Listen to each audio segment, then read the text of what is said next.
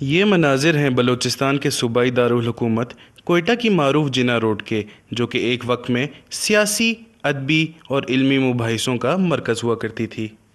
پوری سڑک پر کتابوں کی دکانیں ہوتی تھیں اور یہی وجہ تھی کہ بلوچستان کا دانشور طبقہ یہاں کا رخ کرتا تھا۔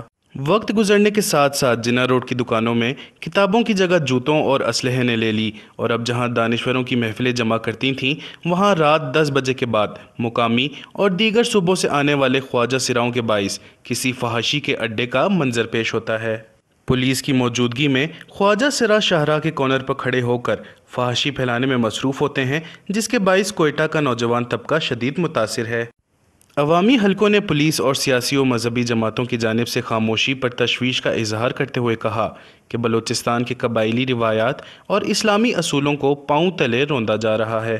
کچھ لوگ ایسے پولیس ڈپارٹمنٹ میں وہ بالکل اس میں شریک ہیں، چونکہ اگر شریک نہیں ہے تو اس کے خلاف کارروائی کیوں نہیں کرتے ہیں؟ پولیس کی موجودگی میں پولیس بھی اسی روڈ پہ رات اس کا جو وین گاڑی ہے اس کا نفری بھی کھڑے ہیں، وہ لوگ بھی کھڑے ہیں۔ ہمارے معاشرے کے لیے، نیا نسل کے لیے بہت کینسر ہے۔ یہ نیا نسل جو ہے وہ بالکل بیماری میں مبتلا ہو جائیں گے اس حالات میں۔ اصل میں جو اس وقت اخلاقیات کا ایک بڑا ایشو ہے، جو مادی ترقی ہے اس میں چونکہ ہم پیچھے ہیں، نوجوانوں کے مسائل ہے، اور کوئٹہ میں تو ایک بیکاریوں کی بھی الغار ہوتی ہے جس پہ انتظامیہ گرفت نہیں کر پاتی ہے۔ گرمیوں کے موسم میں بہت برا حال ہوتا ہے۔ جو خواجہ سرا ہے انہیں بھی کنٹرول کرنے یا ان کی تعلیم و تربیت کا، ان کے روزگار کا، ان کے لیے کوئی مناسب بزنس کا ہے تو وہ انسان خود اداروں کی جو فعالیت ہے وہ ہمارے معاشرے میں ایک سوال ہے۔ ہم چونکہ اس وقت ایک بہت سماجی طور پہ ناانصافی کے دور میں رہ رہے ہیں، انصاف نہیں ہے، جو قوانین ہے وہ زندہ نہیں ہے، اس لیے اس طرح کی خرابیاں جو ہے وہ نمایاں ہو کے سامنے آتی ہے، اور جس میں جو شریف آدمی ہوتا ہے گھر میں بیٹھا ہوا وہ بھی جل کر خاکستر ہوتا ہے۔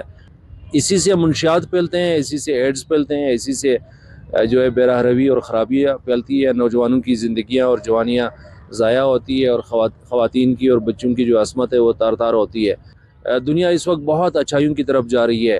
ہمارا معاشرہ کمزور ہے تو ہمیں اپنے معاشرے کی فکر جو ہے خود مل کر کرنا چاہیے۔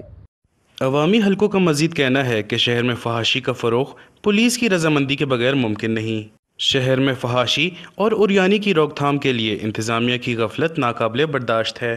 شہریوں نے مطالبہ کیا ہے کہ حکومت فحاشی کے خاتمے کے ساتھ ساتھ ان خواجہ سراؤں کے لیے روزگار کے مواقع بھی پیدا کرے تاکہ اس مسئلے کا مستقل حل ہو سکے۔